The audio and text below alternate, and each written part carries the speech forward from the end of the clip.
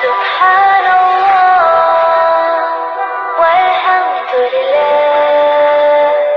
لا إله إلا الله الله أكبر.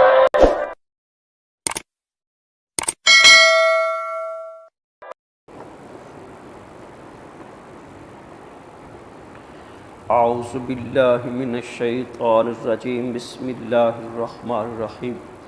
وَلَقَدْ أَرْسَلْنَا نُوحًا إِلَىٰ قَوْمِهِ إِنِّي لَكُمْ نَذِيرٌ مُّبِينٌ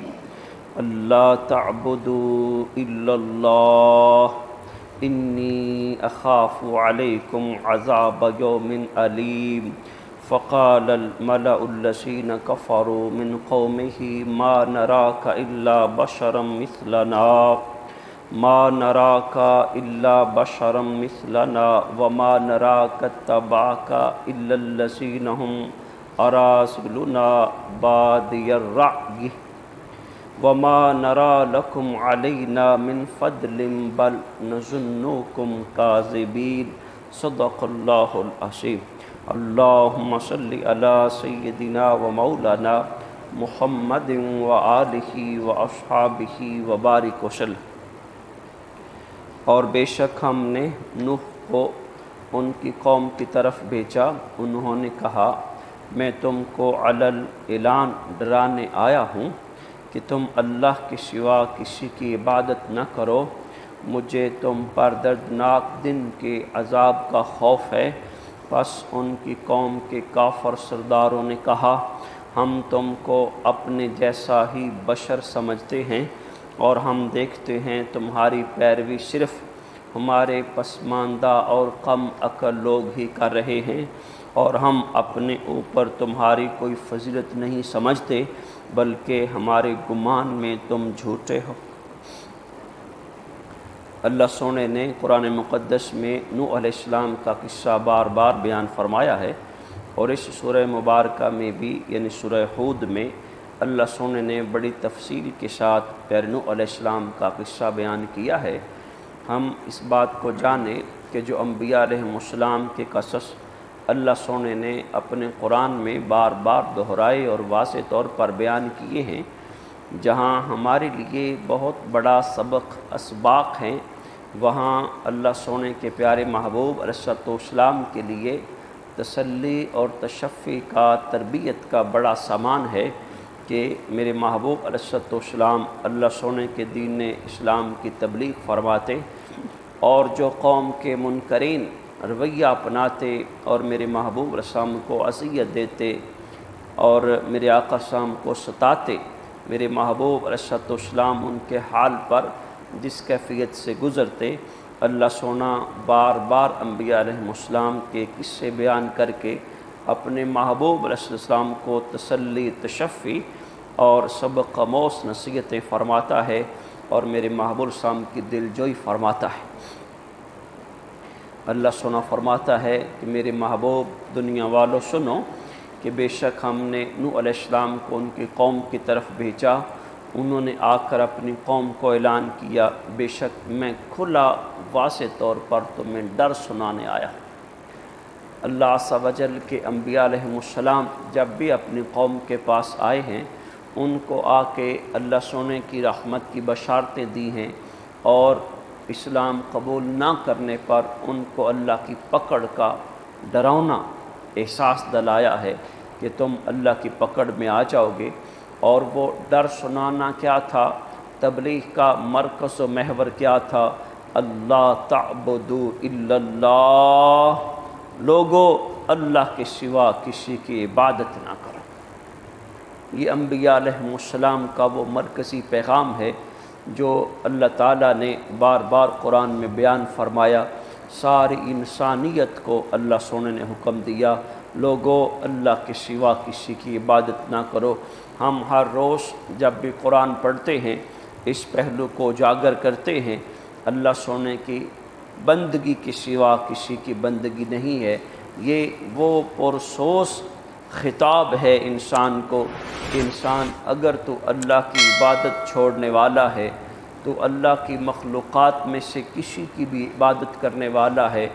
در حقیقت تو دنیا آخرت برباد کرنے والا ہے۔ اور انسان کو جو سب سے بڑا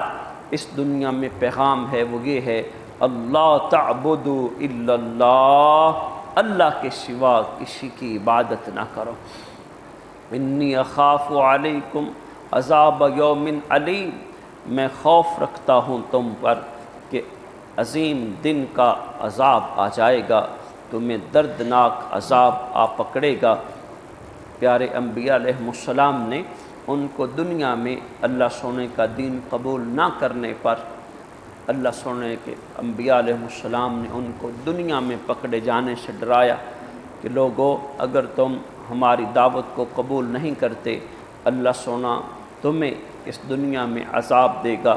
پھر قبر حشر کا معاملہ ہوگا، قیامت کا معاملہ ہوگا۔ اب تمہارا حال کیا ہوگا کہ جب تم اللہ کی بارگاہ سے توحید کے منکر ہو۔ فقال الملأ الذین کفروا من قومہ،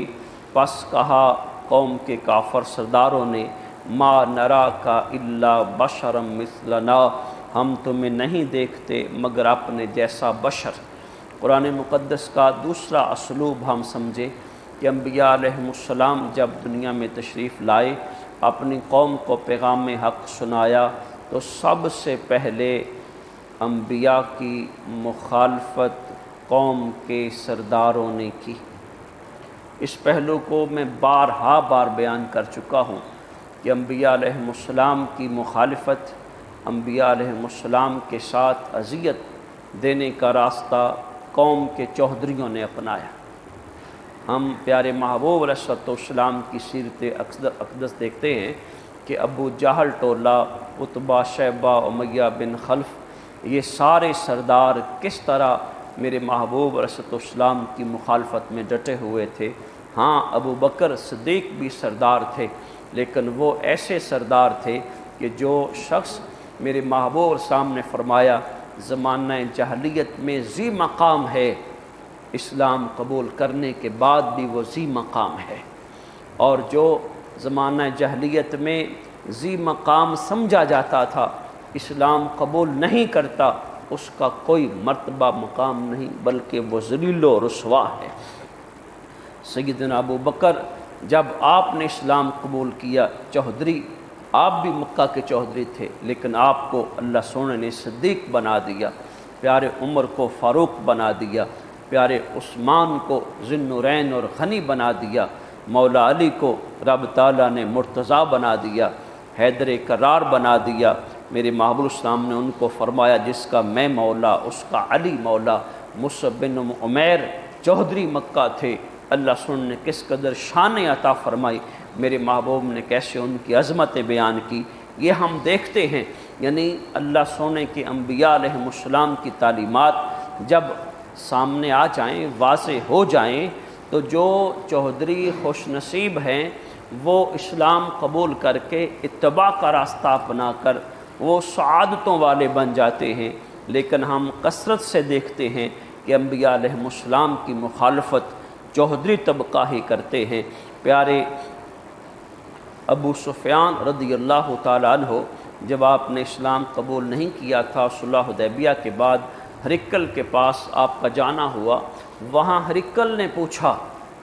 ابو سفیان سے، جو ان سے ٹاکنگ ہوئی اور گفتگو ہوئی، ان میں ایک سوال یہ بھی تھا، ابو سفیان بتاؤ جو کہتا ہے میں اللہ کا پیغمبر ہوں، اس اللہ کے پیغمبر پر ایمان لانے والے پسماندہ لوگ ہیں یا چوہدری لوگ ہیں؟ تو پیارے ابو سفیان رضی اللہ تعالیٰ عنہ نے کہا کہ پیغمبر اسلام پر ایمان لانے والے پسماندہ لوگ ہیں، چھوٹے، جسے ہم اپنی بولی میں چھوٹے لوگ کہتے ہیں،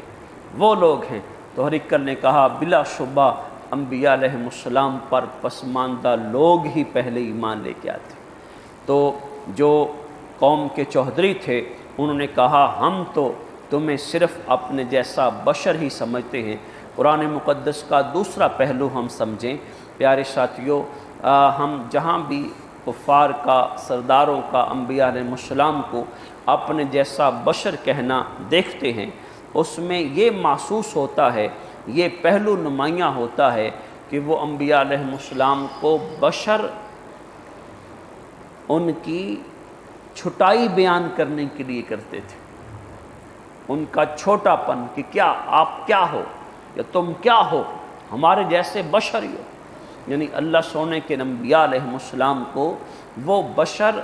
ان کی عظمت کے قائل نہ ہونے پر کرتے تھے، ان کے مقام و مرتبہ کا انکار کرنے کی صورت میں کرتے تھے کہ تمہیں کیا مقام و مرتبہ حاصل ہے، تم ہم جیسے بشر ہی ہو، اس کے سوا ما وما نراک اتباک الا الذین هم اراسلنا بادی الرأی، ہم دیکھتے ہیں جو آپ کی تابع داری کرتے ہیں وہ ہم میں پسماندہ ہیں، کم عقل لوگ ہیں۔ یہ چودھری لوگ جو حق پر چلتے ہیں، سادہ لوگ ہوتے ہیں، وہ اسلام کا راستہ اپناتے ہیں، یہ کہتے ہیں پسماندہ لوگ ہیں۔ جیسے میرے محبوب شام کی بارگاہ میں سرداروں نے، چودھریوں نے مطالبہ کیا کہ جو آپ کے پاس چھوٹے چھوٹے لوگ بیٹھتے ہیں نا، یہ جسے ہم اپنی بولی میں استغفر اللہ، صحابہ کی بے ادبی نہ ہو جائے، یہ کمی طبقہ بیٹھتا ہے تمہارے پاس، یہ پسماندہ لوگ، ان کو اٹھا دو، پھر ہم آپ کے پاس بیٹھا کریں گے، پھر ہم ان کے ساتھ بیٹھنا گوارہ نہیں کرتے۔ یعنی یہ ابو جہل ٹولے کا ہمیشہ سے یہ رویہ ہے کہ پھر فرما وما نرا لکم علینا من فضل، ہم تو تمہاری کوئی اپنے پر فضیلت نہیں سمجھتے کہ تم ہمارے پر کسی طرح بھی صاحب فضل ہو، نہ تمہارے پاس مال ہمارے جیسا، نہ مقام و مرتبہ ہمارے جیسا، ہم تم کو اپنے سے افضل نہیں سمجھتے، بل نظنکم کاذبین، بلکہ ہم تو تمہیں جھوٹا سمجھتے۔ معاذ اللہ، یہ کفار کے سرداروں کا ہمیشہ سے رویہ ایسے رہا ہے۔ ہمارے لیے بہت سبق ہے، ہمارے آج کے دور کے چودھریوں کے لیے بڑا سبق ہے۔ اللہ سن جن کو وسائل عطا فرمائے ہیں، اللہ سن جن کو دنیا میں کشادگی عطا فرمائی ہے، وہ ابو بکر صدیق کا راستہ اپنائیں، وہ پیارے عثمان کا راستہ اپنائیں، نہ کہ وہ ایسے چودھریوں کا راستہ اپنائیں جو دین کی مخالفت کا راستہ ہو۔ اللہ سونا ہمارے حال پہ رحمت نازل لبیک لبیک لبیک یا رسول اللہ